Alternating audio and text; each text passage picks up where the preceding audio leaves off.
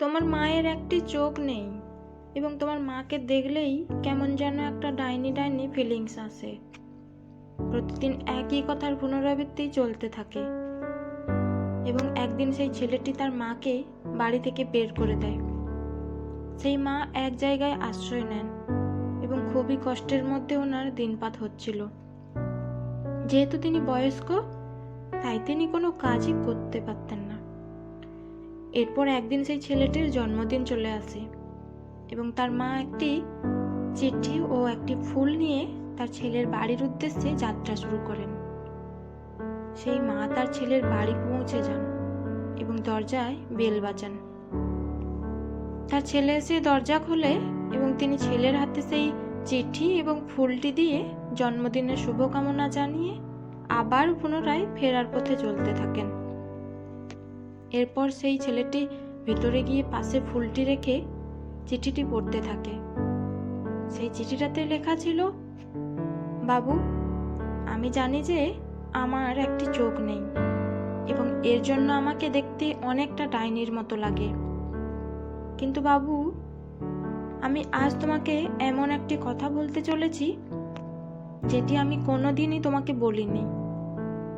তোমার বয়স যখন মাত্র 6 মাস ছিল, তখন তুমি বিছানা থেকে নিচে পড়ে গেছিলে এবং বিছানার নিচে থাকা একটি খেলনা তোমার চোখে লেগে যায়। আমি তোমাকে দ্রুত হসপিটালে নিয়ে যাই এবং সেখানে ডাক্তারের কথা শুনে আমার মাথা ঘুরে যায়।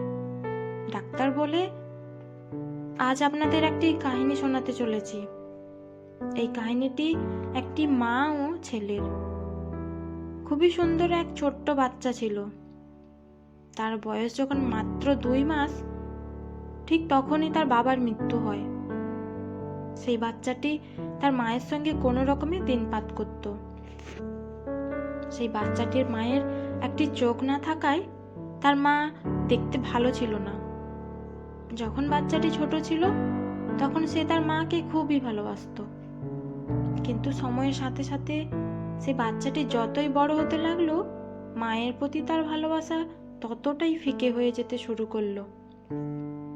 কারণ তখন তার মনে হতে লাগলো তার মা দেখতে ভালো নয় এবং এর জন্য সে লজ্জা পেত। সে তার মাকে স্কুলে নিয়ে যাওয়া বন্ধ করে দেয়, কারণ সে ভাবে তার বন্ধুরা তার মাকে নিয়ে মজা করবে এবং এতে করে সেই বাচ্চাটির অসম্মান হবে।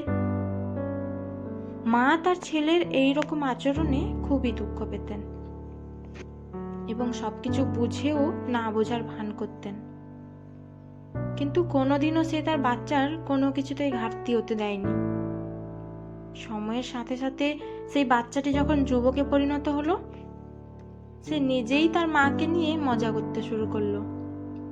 তার মায়ের খারাপ চেহারার জন্য সে তার মাকে নানা রকম বাজে কথা শোনাতো। তার মা এসব দেখে খুবই দুঃখ পেতেন। সারা দিন তিনি কান্না করতেন। এরপর কালক্রমে সেই ছেলেটির বিবাহের বয়স হয়ে যায় এবং তার বিয়ে হয়ে যায়। তার স্ত্রীও তাকে বলতে থাকে যে তোমার মায়ের একটি চোখ নেই এবং তোমার মাকে দেখলেই কেমন যেন একটা ডাইনি ডাইনি ফিলিংস আসে। প্রতিদিন একই কথার পুনরাবৃত্তি চলতে থাকে এবং একদিন সেই ছেলেটি তার মাকে বাড়ি থেকে বের করে দেয়। সেই মা এক জায়গায় আশ্রয় নেন এবং খুবই কষ্টের মধ্যে ওনার দিনপাত হচ্ছিল। যেহেতু তিনি বয়স্ক, তাই তিনি কোনো কাজই করতে পারতেন না। এরপর একদিন সেই ছেলেটির জন্মদিন চলে আসে এবং তার মা একটি চিঠি ও একটি ফুল নিয়ে তার ছেলের বাড়ির উদ্দেশ্যে যাত্রা শুরু করেন। সেই মা তার ছেলের বাড়ি পৌঁছে যান এবং দরজায় বেল বাজান। তার ছেলে এসে দরজা খোলে।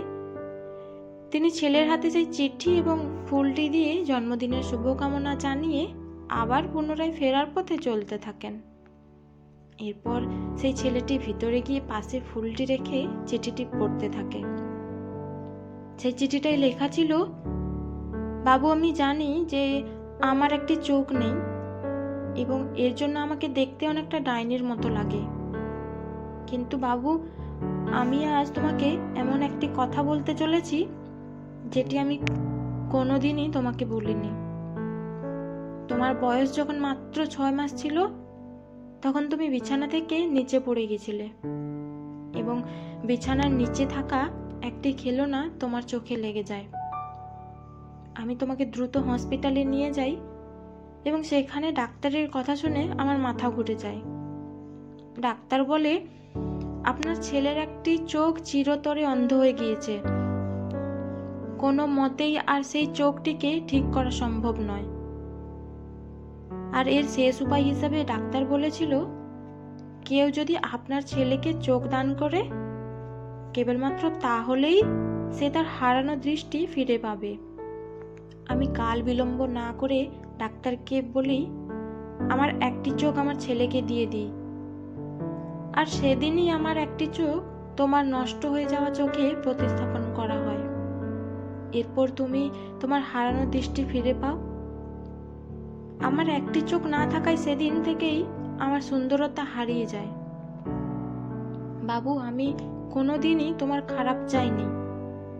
সব সময় একটা কথা মনে রাখবে, মা বাবা দেখতে খারাপ হতে পারে, কিন্তু তাদের হৃদয় সর্বদা সূর্যের আলোর থেকেও পরিষ্কার এবং স্বচ্ছ। এই চিঠিটি পড়তে পড়তে নিজের অজান্তেই ছেলেটির চোখ থেকে জল পড়তে থাকে। সে দৌড়ে গিয়ে তার মায়ের যাত্রাপথের দিকে তাকায়, কিন্তু সে দেখে তার মা আবছা আলোয় হারিয়ে গেছেন। এরপর অনেক খোঁজাখুঁজি করার পর বনের এক বৃহৎ বটগাছের নিচে সে তার মাকে দেখতে পায়, কিন্তু জীবিত অবস্থায় নয়। প্রায় 2 দিন আগেই তার মায়ের মৃত্যু হয়েছিল। সেই চোখ থেকে কান্নার চিহ্ন ছেলেটি দেখতে পায়। এবার ছেলেটি কান্নায় ভেঙে পড়ে এবং আফসোস করতে থাকে। ঠিক সেই সময় হাওয়াই গর্জন করে বলতে থাকে, বাবু, তুই কষ্ট পাস না, আমি তোর মধ্যেই আছি, তুই বাড়ি যা। এইখানে বন্যজন্তুরা তোকে আক্রমণ করতে পারে। তাই বন্ধুরা, কোনোদিনও এমন কাজ করো না যেটাতে তোমার মাতা পিতার দুঃখ হয়। সর্বদা মাতা পিতাকে খুশি রাখার চেষ্টা করবে। মাতা পিতাকে হাসি খুশি দেখার আনন্দ পৃথিবীর যে কোনো সৌন্দর্যকে হার মানায়। গল্পটি কেমন লাগলো কমেন্ট করে জানাবেন প্লিজ। আর পরবর্তী গল্পের জন্য চ্যানেলটি সাবস্ক্রাইব করুন। পাশে থাকা বেল আইকনটি ক্লিক করে রাখুন। Thanks for watching.